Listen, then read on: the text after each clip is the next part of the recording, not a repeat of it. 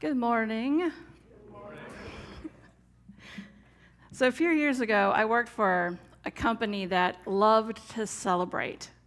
And they celebrated everything. And I think partly it was a cause to bring out an insane amount of confetti. But every birthday, you can expect to go home with confetti places you didn't think you'd find confetti later. And because it was bags and bags and bags and bags that you would get showered upon. And this was 13 years ago.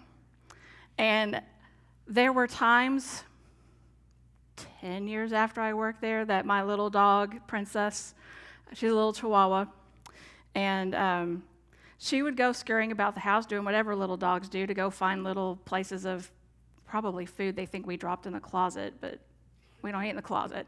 But she would come out somehow with a piece of confetti on her nose years after I worked there. And even as we're packing up to move, Sam comes out, she's like, my God, like, how are we still finding confetti? And abundance should be just like that. That we find it in unexpected places, that it pops up years later of something that we might have prayed on, thought about, wished upon, that the timing landed just right where it was supposed to be. And so we're going to take a break from the parables for a little bit. Don't worry, we'll go back to them. There's plenty of them in the good book. Plenty. And we're going to go through some prosperity and abundance, what it means. And I want us to be able to open up, and I want us to be able to overflow. And I want us to be able to look at the many ways abundance appears to us. Because society has given us this thought that abundance is money, a big house, finer clothes, jewelry, all of these things that are outward.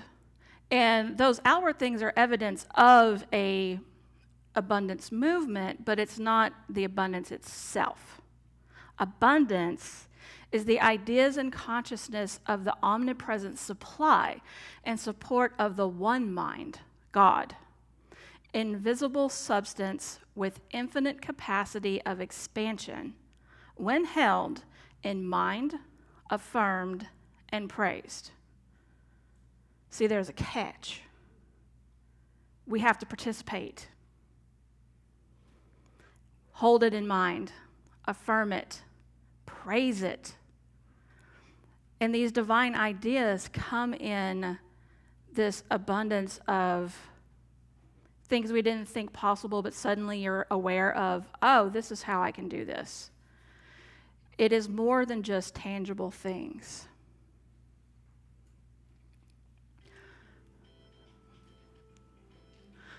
When I look at abundance, I see it being various different things. It's a matter of perspective in that, I'm just going to wait.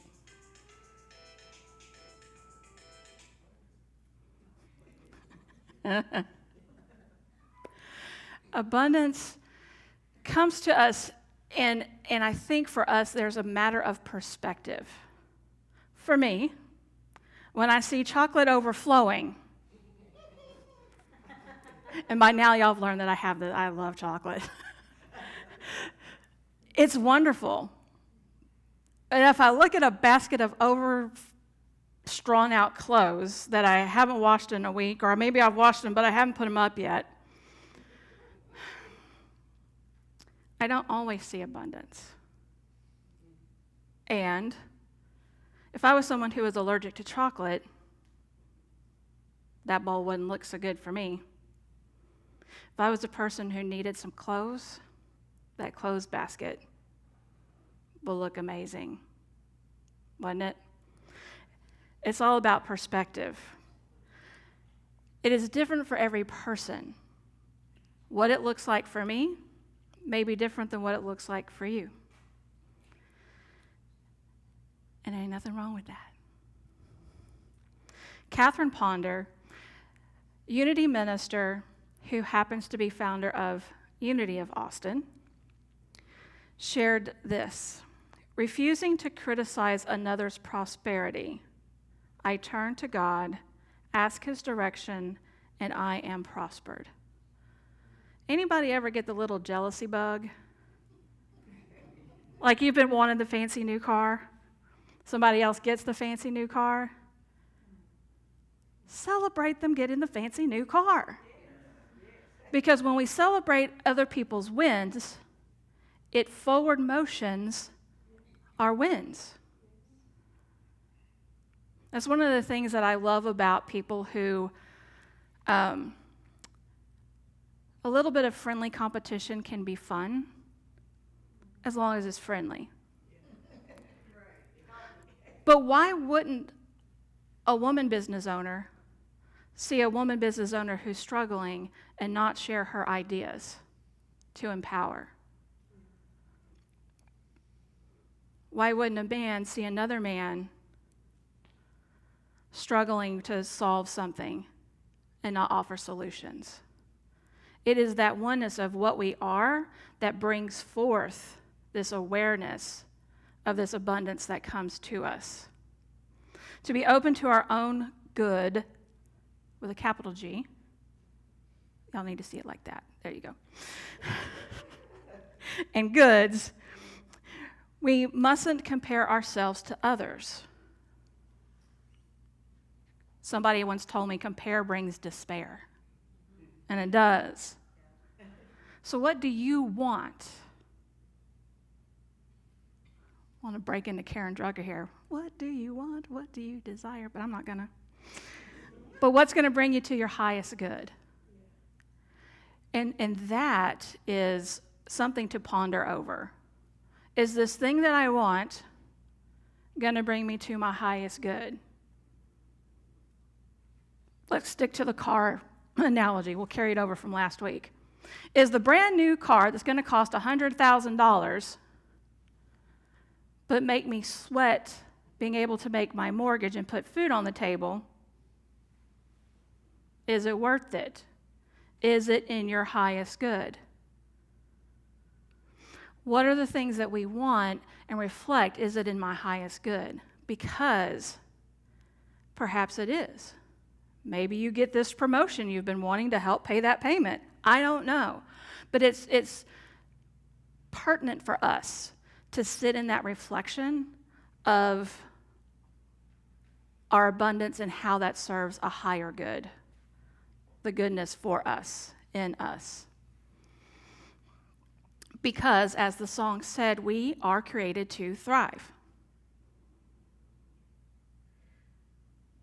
That sentence itself brought me goosebumps from head to toe.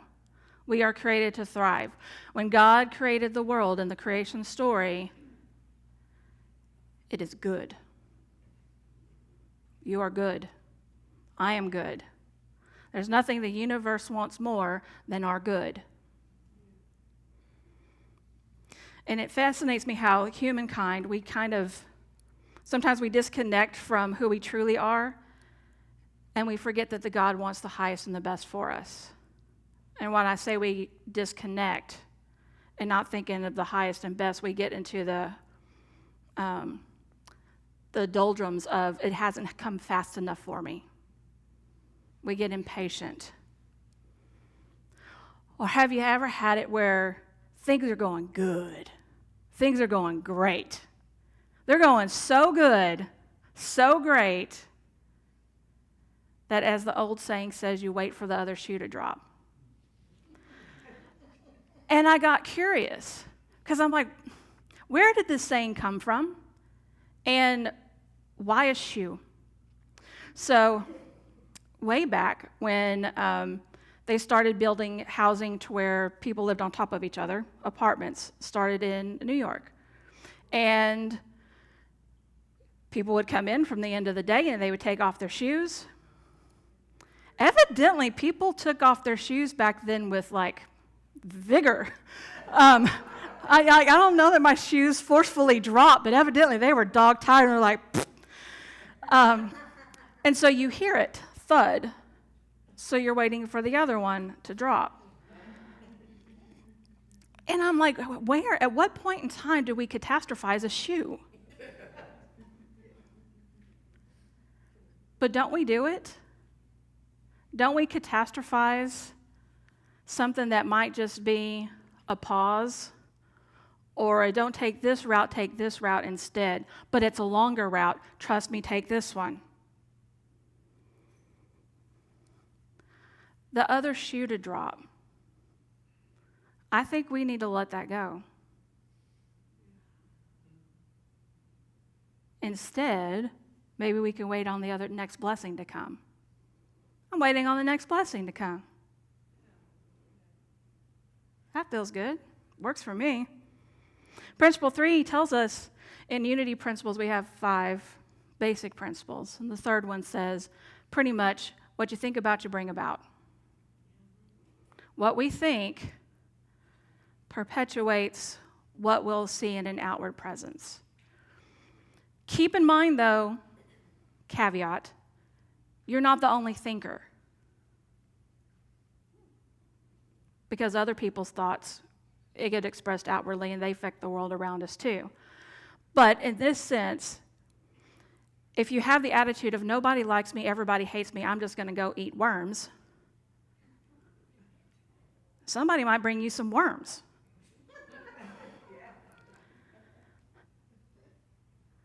Think about being open and receptive to the amazing possibilities that are out there. They're endless. Endless. Our brains cannot think of them. We have to pay attention because when they get dropped, even the slightest way, we'll start that, oh, not surely, no, that wasn't for me. If you didn't get it, sit on it, think about it. It was probably yours or part of it. What are you going to do with it? If we leave it up to our own understanding, we might miss a better solution, a better product, a better state of mind, a better health awareness. If we left it up to our own devices, we'd be circling the hamster wheel. And so as I was thinking about this, it brought me to 10th grade Bastrop High School geometry. The ray. It goes continuously, both ways. It doesn't have a stop and then start. It doesn't have a stop and then stop. The ray goes continuously. I'm not going to prove a theorem here. I don't remember that much of it. But think of us like that. Think of what we're needing and what we're wanting in the abundance of mindset, and that it's a continuum. It goes on and on and on and on and on. And as life shows us, sometimes it looks like that. It's not linear. Sometimes we get to take the scenic route. Sometimes because some life circumstances happen. Sometimes, probably in the most scribbled one, we happen to our own self. The overthinking, the I'm not good enough, the I'm not smart enough, the I'm not supported enough, the not enoughs. But somewhere inside the mess of the scribble is a light that guides us. And that light is our internal compass. It is that God self, our highest self, that we can tap into, that we can use to expand and to grow, that we can use to open up to our own abundance.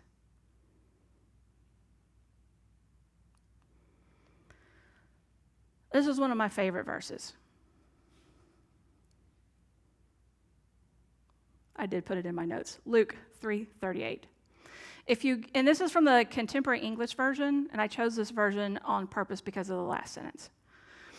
If you give to others, you will be given a full amount in return.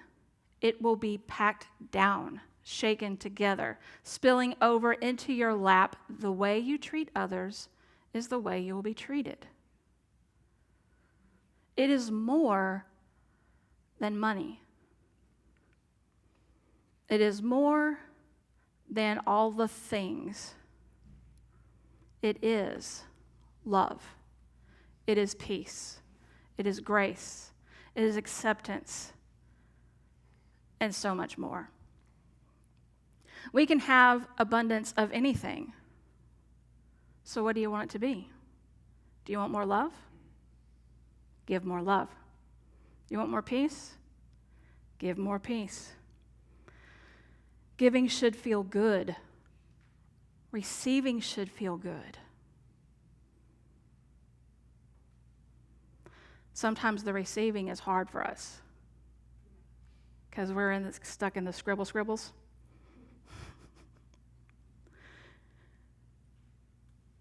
But that's what's supposed to be.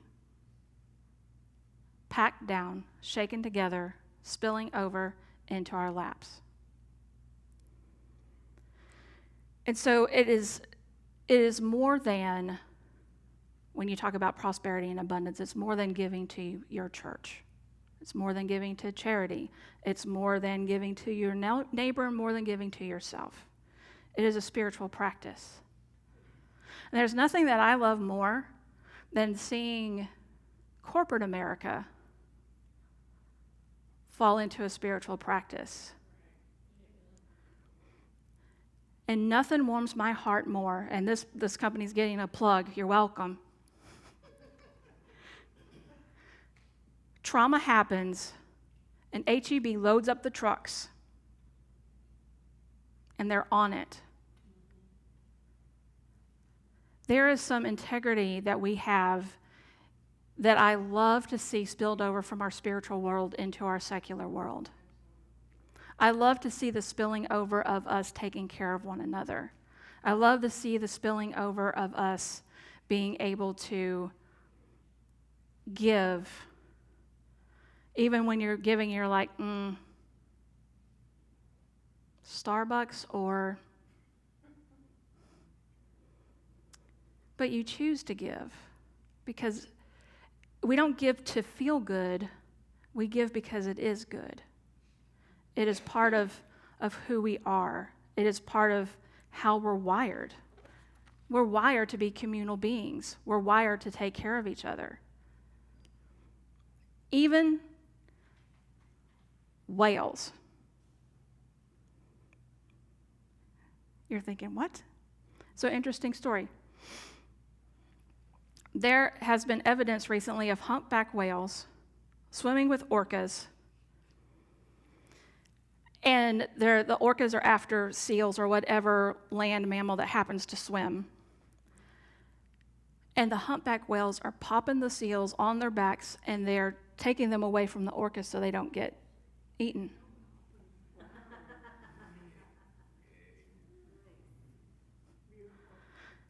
Orcas can eat fish too. You're not going to end the circle of life.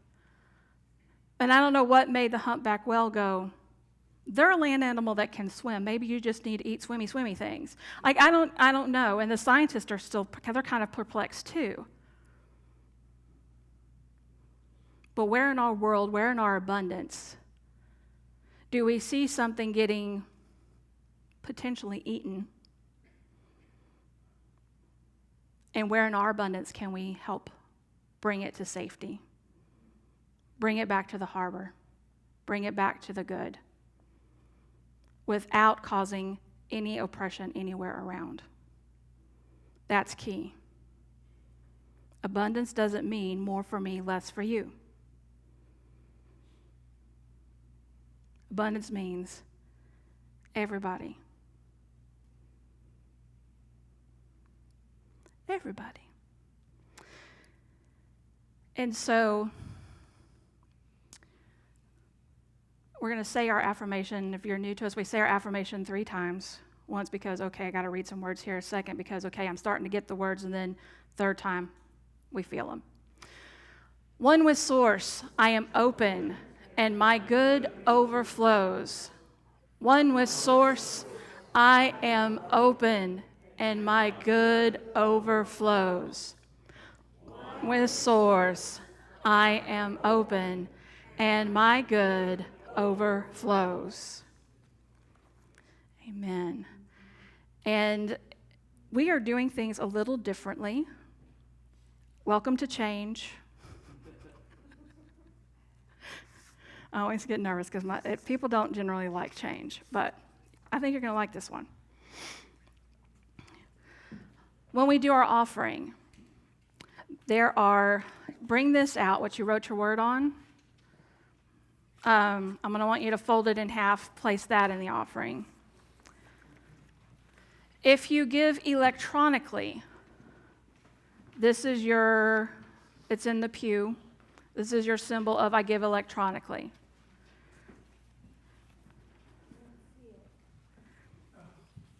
It is